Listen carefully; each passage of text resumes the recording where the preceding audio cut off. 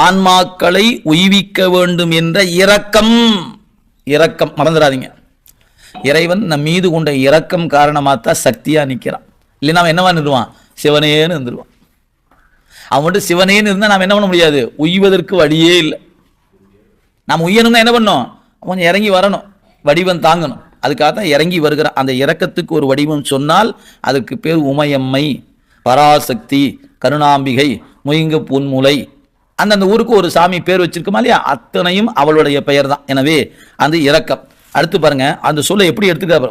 ஈசற்கு அது சக்தி என்றே இது கொண்டு கூட்டி பொருள் செய்திருக்கிறாருங்க. நீங்க எவ்வளவு தூரம் வாங்கிக் கொள்வீன்னு எனக்கு தெரியல. இந்த தொடரை எப்படி கொடுத்துருக்காரு? ஈசற்கு அன்றே உண்டா அப்படின்னா என்னையானார்?